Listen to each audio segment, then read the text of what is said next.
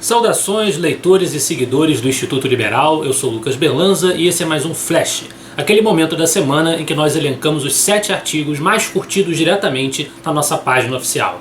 E hoje o nosso sétimo lugar, na verdade, não é um artigo, é uma entrevista da série Espiritualidade e Pensamento Liberal com a Raquel Narducci, em que ela discute paganismo e magia, dianismo, que são as crenças dela, em relação ao pensamento liberal.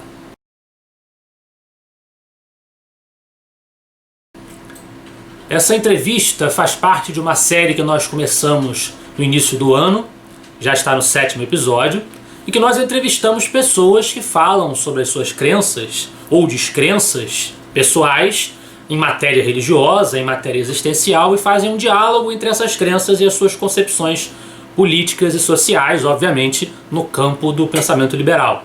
Então, se você que nos assiste professa alguma crença característica, peculiar, acha que tem algo a dizer que acrescente a esse projeto, que é a série Espiritualidade e Pensamento Liberal, por favor não hesite em entrar em contato. E em 6º lugar, aí sim um artigo, que é de minha autoria, de Maria do Rosário a Fernando Henrique Cardoso, um bizarro apreço pelo banditismo. Que aí, analisando o pensamento típico das esquerdas, que exaltam a criminalidade ou a ação violenta como um mecanismo sadio de luta política, eu pego 2 exemplos. O exemplo da Maria do Rosário, que exalta o João Pedro Stedley, o líder do MST, que o Lula chegou a cogitar, convocar como sendo líder de um exército para fazer valer a narrativa do PT nas ruas, e Fernando Henrique, que acaba por apaziguar demais os ânimos na sua maneira de se referir ao PT e se referir a Lula, que ele chegou a dizer que era um líder simbólico e, portanto, nós teríamos que ter cautelas na hora de fazê-lo pagar pelo descumprimento da lei de que ele se fizesse responsável. Em 5º lugar, também de minha autoria, brasileiros, compatriotas, irmãos em causa, precisamos salvar a Lava Jato. Esse artigo, na verdade, foi um desabafo, quem leu ou quem ler perceberá. Talvez seja um dos textos mais destemperados que eu já escrevi, rivalizando com o que eu redigi na época em que a eleição foi vencida pela nossa distinta presidente Dilma Rousseff, em que eu reajo a essa decisão da maioria do STF de desmembrar as investigações da Lava Jato, que iam sendo conduzidas pelo Sérgio Moro, pela Procuradoria, pela Justiça lá do Paraná, que agora vão ser, abre-se o precedente para que sejam alastrados por outras regiões do país. E isso, obviamente, com mais intenções de prejudicar o ritmo das investigações.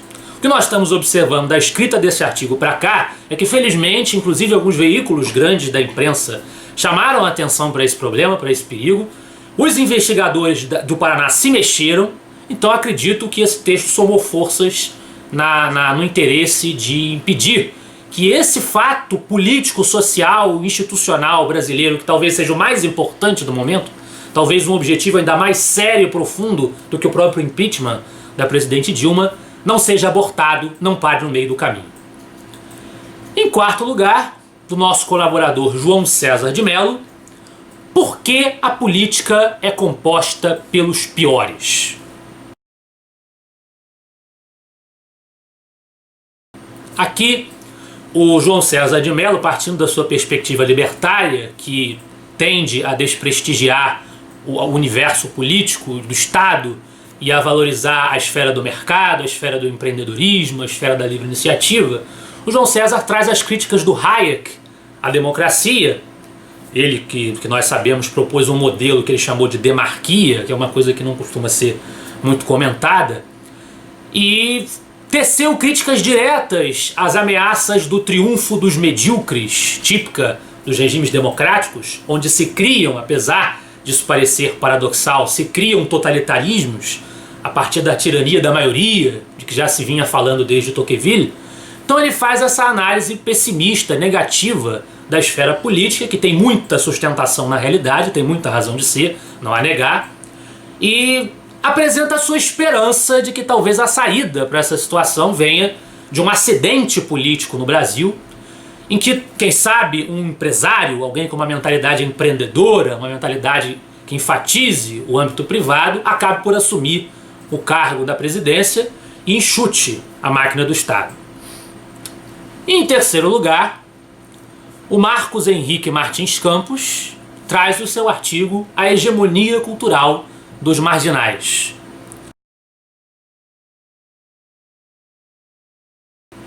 Que também esse artigo, assim como o meu sobre a Maria do Rosário e Fernando Henrique, discute a mesma questão sob um prisma mais filosófico, em que ele traz os autores da nova esquerda, os pensadores da New Left, ele traz Habermas, traz Marcuse, esses autores que trazem a criminalidade vitimizada como um agente da revolução, substituindo lá o clássico pensamento marxista do proletariado como agente revolucionário, em que a esquerda faz uma justificativa intelectual do crime como motor das transformações sociais. Passa a mão por cima da cabeça dos criminosos. E ainda, por cima, faz com que eles sejam heróis, sejam vistos como heróis.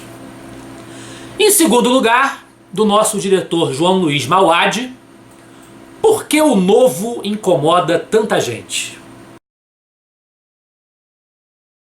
O Partido Novo é uma legenda que foi, enfim, chancelada, autorizada pelo TSE, que apresenta um programa estatutário ideologicamente liberal, com ideias de corte da máquina do Estado, inclusive em oposição ao financiamento público de campanha, que é o entendimento hoje do nosso STF, mais uma vez o STF trazendo ideias negativas ao âmbito judicial, das decisões, da instância máxima da esfera judicial.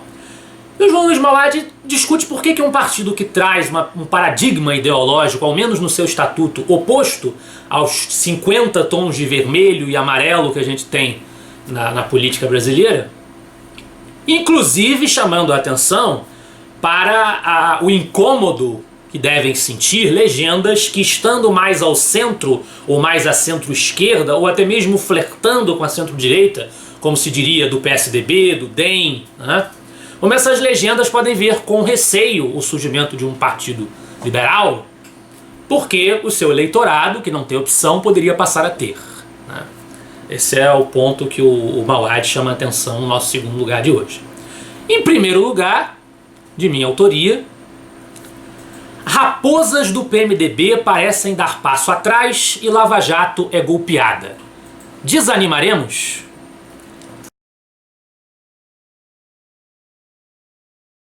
Então, depois de ter feito, embora na realidade o artigo do desabafo que eu comentei em quinto lugar, ele tenha sido escrito antes, ele tenha sido escrito depois, perdão, esse traz a convocação para que nós não desanimemos, para que nós não nos deixemos abater em definitivo por essa situação de calvário que o país atravessa, sem deixar de mostrar os motivos para esse calvário estar se materializando. Aí eu mostro o PMDB recebendo ali a sua merreca dos ministérios, se comportando como uma espécie de prostituta de luxo, se vendendo ao PT pelos cargos que recebe.